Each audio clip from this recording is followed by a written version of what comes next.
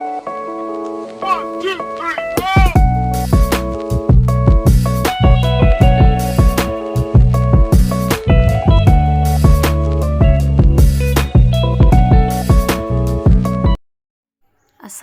আলাইকুম।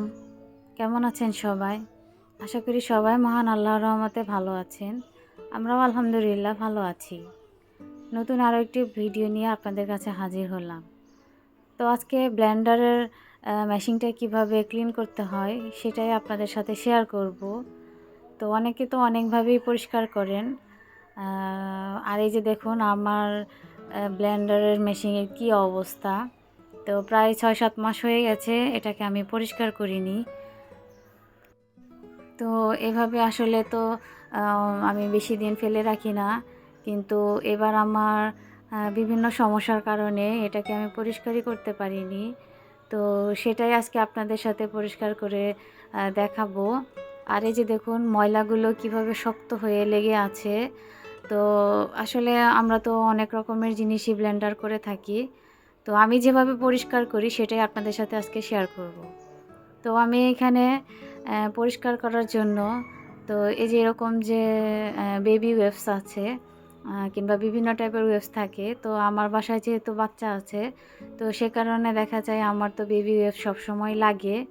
তো আমি এটা থেকে একটা টিস্যু গ্লিসারিন টিস্যু বের করে আর কি পরিষ্কার করা শুরু করব। তো আমি সবসময় ইলেকট্রিকের জিনিস পানি দিয়ে মানে পরিষ্কার করতে আমি ভয় পাই, কারণ যেহেতু এটা কারেন্টে চলে। তো দেখা যায় যে ভিতরে কোনো প্রকার পানি টানি থাকলে শর্ট হতে পারে। তো এই জন্য আমার আর কি একটু ভয় লাগে। তো আমি আসলে সবসময়ই দেখা যায় এই যে বেবি ওয়েপস দিয়েই এই ইলেকট্রিকের জিনিসগুলো ক্লিন করে থাকি। তো এতে দেখা যায় কি যে কারেন্টের শর্ট খাওয়ার যে একটা রিস্ক কিংবা ভিতরে পানি থাকার যে একটা রিস্ক সেটাও থাকে না, আর মোটরটাও নষ্ট হয় না।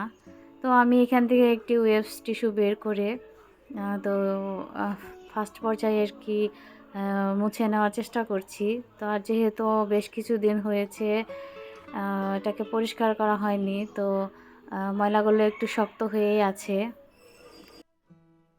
তো ভিডিও শুরুতে আপুরা একটি লাইক দিয়ে আমার ভিডিওটি কন্টিনিউ করবেন। আমরা সকলেই ভিডিও দেখি, কিন্তু একটি লাইক দিতে আমরা ভুলে যাই। আর একটা লাইক দিতে আসলে খুব একটা বেশি কষ্ট হয় না, আর এটা কষ্ট হওয়ার মতো কিছু নয়। তো আপনার একটি লাইক আমার কাছে মহামূল্যবান। তো এই যে দেখুন প্রথম পর্যায়ে টিস্যুর উপরে কীরকম পরিমাণ ময়লা উঠে আসতেছে। তো আমি এভাবেই ৩-৪ বার করে আর কি এটা মুছে নেব, তখন দেখা যাবে একদম পুরোপুরি ক্লিন হয়ে যাবে। তো ভিতরটা একটু ভালো করে ময়লাগুলো একটু ডলে ডলে তুলে নিতে হবে, কারণ যেহেতু ভিতরে একটু ময়লাটা বেশি হয়েছে।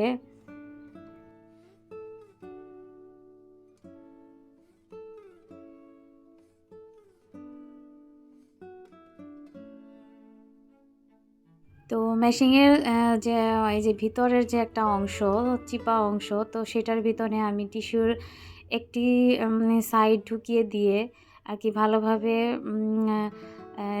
ঘষে ঘষে ময়লা তোলার চেষ্টা করছি। তো আমার কাছে এভাবেই সহজ মনে হয়। তো আপনাদের কাছে যদি আরও কোনো সহজ নিয়ম থাকে পরিষ্কার করার ব্লেন্ডারের, তো আমার সাথে শেয়ার করতে পারেন। আর আপনারা যদি আমার কাছে শেয়ার করেন আমার অনেক বেশি ভালো লাগবে।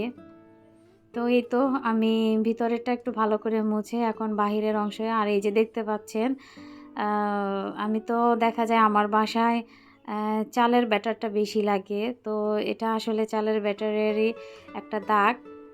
তো আমার ব্লেন্ডার জারটা বেশি ব্যবহার করা হয়, কারণ দেখা যায় অল্প কিছু হলেই আমরা ব্লেন্ডারের মধ্যে নিয়ে যাই। তো আগে তো আমাদের মা চাচিরা দেখা যেত যে ওনারা শিলপাটাতেই আর কি বাটাবাটির যত কাজ আছে সব করে নিত। কিন্তু আধুনিক যুগে এসে বর্তমানে কেউই কিন্তু শিলপাটার মধ্যে যেতে চায় না খুব একটা। তারপরেও ঘরে ঘরে শিলপাটা আছে, যেহেতু বিভিন্ন টাইপের ভর্তা কিন্তু শিলপাটাতে খেতে আবার ভালো লাগে, মানে শিলপাটাতে বেটে। তো যাই হোক, তো আমাদের ম্যাক্সিমাম বাসায় কিন্তু এরকম ব্লেন্ডার আছে সবারই। তো সেগুলো আর কি, তো দেখা যায় এজন্য আর কি আমাদের যেহেতু এগুলা কাজে ব্যবহার করা হয়, এজন্য পরিষ্কার রাখাটা খুবই জরুরি। তো আমার মতো কেউ ভুল করবেন না যে অনেক দিন জমা করে রাখবেন না, তাহলে হয়তো আপনাদের কষ্ট লাগতে পারে এই ময়লাগুলো তুলতে। কিন্তু আমি যে পদ্ধতিতে পরিষ্কার করি, কিংবা যে আপনারা দেখতে পাচ্ছেন যে পদ্ধতিতে পরিষ্কার করছি, এতে কিন্তু একদমই কষ্ট হয় না এবং 5 মিনিটেই এই ব্লেন্ডারের মেশিনটা একদম পুরোপুরি পরিষ্কার নতুনের মতো ঝকঝকে করে ফেলা যায়। তো আমি এখানে টিস্যু চেঞ্জ করে নিচ্ছি, যেহেতু ওইটাকেও আগের টিস্যুটা তো ভালোভাবে মানে পরিষ্কার করা হয়নি, যেহেতু টিস্যুটা ময়লা হয়ে গেছে। তো আমি আবার নতুন আরেকটি টিস্যু নিয়ে পরিষ্কার করে নিচ্ছি।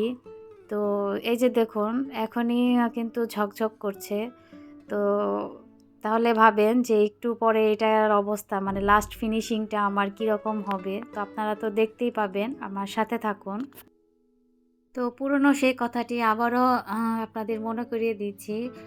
যারা আমার চ্যানেলে আজকে নতুন এসেছেন, আমার ভিডিওর কোনো অংশ যদি আপনার কাছে একটু ভালো লেগে যায়, তো প্লিজ অবশ্যই আমার ভিডিওতে একটি লাইক দিয়ে আমার চ্যানেলটিকে সাবস্ক্রাইব করে আমার পাশে থাকতে পারেন। আর যারা অলরেডি এই কাজটি করে রেখেছেন, তাদেরকে অসংখ্য দোয়া এবং অনেক ভালোবাসা। তো গত ভিডিওতে আমি পোস্ট করেছিলাম যে আমার মেয়ে অসুস্থতার কথা। তো অনেক আপুরা মানে আমাকে অনেক সুন্দর সুন্দর কমেন্ট করেছে এবং আমার মেয়ের জন্য অনেক দোয়া করেছে। তো তাদের কথা আসলে কি বলবো, আপুরা আমাকে এত অল্প সময়ে এতটুকু আপন করে নিয়েছে যে সত্যি আপু, আপনাদের জন্য মানে এমনি মন থেকে দোয়া চলে আসে আর অবিরাম ভালোবাসা। তো আপনারা সবাই আমার ফ্যামিলির জন্য দোয়া করেছেন। তো আমিও আপনাদের ফ্যামিলির জন্য দোয়া করি, আল্লাহ তাআলা যেন সবাইকে সুস্থ রাখে, ভালো রাখেন। তো এই যে আমি এখন একটি কটন বার বের করে নিয়েছি। তো ভিতরে দেখলাম যে একটু ময়লা লেগে আছে। তো আমি এই চিপা অংশতে যেহেতু অন্য কোনো কিছু দিয়ে ক্লিন করা যাবে না, এজন্য আর কি একটি কটন বার নিয়ে তো আমি এটার ভিতরে দিয়ে ক্লিন করে নিচ্ছি। আর আমি এই যে ভেজা টিস্যুটাকে দিয়ে কটন বারটা একটু ভিজিয়ে নিচ্ছি, যাতে ময়লাটা খুব সহজে চলে আসে।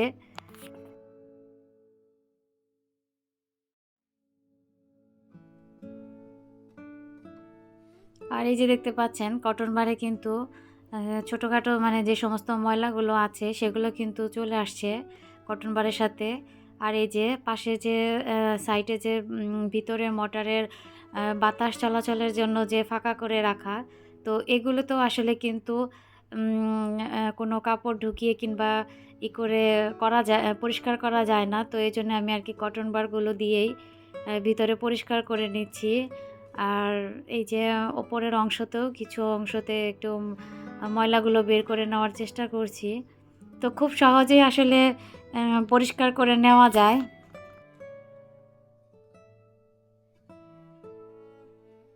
আর আমি কিন্তু শুধু এই ব্লেন্ডারের জার না, আমার ইলেকট্রিকের জিনিস বলতে যা কিছু আছে, যেমন রাইস কুকার, তারপরে আপনার টিভি, ফ্রিজ, ম্যাক্সিমাম জিনিস যেগুলো ইলেকট্রিকের জিনিস সেগুলোকে আমি এইভাবেই মানে ওয়েস্ট টিস্যু দিয়ে ক্লিন করতে খুবই পছন্দ করি এবং আমার কাছে খুবই সহজ এবং খুব তাড়াতাড়ি মনে হয় যে জিনিসগুলো পরিষ্কার হয়ে যায়। তো আমি এখন এই মেশিনের নিচের অংশটাও একটু ভালো করে পরিষ্কার করে নিচ্ছি। আমার এই ব্লেন্ডারের বয়সটা হচ্ছে ৪-৫ বছর। তো এই ৪-৫ বছর ঠিক আমি একইভাবে কিন্তু এটাকে পরিষ্কার করে আসছি।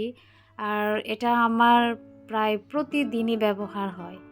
আর এই যে দেখুন, আমি কিন্তু পাশাপাশি এটার যে তারটা, ওই তারটাও কিন্তু আমি পরিষ্কার করে নিচ্ছি আর সুন্দর পরিষ্কার হয়ে আসছে। তো খুবই সহজ আর খুবই পরিষ্কার হয়। তো আপনারা তো আমার টিস্যু দেখে বুঝতেই পারলেন যে একদম পুরোপুরি সব ময়লাগুলো চলে আসে। তো যে সকল আপুরা এভাবে কখনো পরিষ্কার করে দেখেননি, তারা একবার হলেও ট্রাই করে দেখবেন যে আপনাদের কাছে কেমন লাগে। তো আমি আশা করব এবং 100% শিওর দেব যে আপনাদের কাছে খুবই ভালো লাগবে। তো আমার এই যে টিস্যু দিয়ে মোছামুছি করা শেষ। তো এখন আমি ফাইনাল মুছে নিচ্ছি একটি শুকনো পরিষ্কার রুমাল দিয়ে। তো এই যে দেখুন, এখন আপনারাই দেখুন এবং আগে যেরকম দেখেছেন আর এখন যে দেখছেন তা কতটুকু পার্থক্য এবং কতটুকু পরিষ্কার হয়েছে আপনারাই বিচার করুন।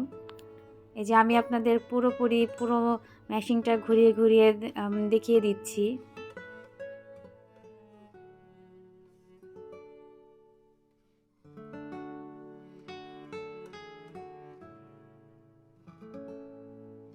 তো আমার এইভাবে পরিষ্কার করাটা আপনাদের কাছে কেমন লেগেছে তা কিন্তু প্লিজ অবশ্যই আমাকে কমেন্টের মাধ্যমে জানাবেন।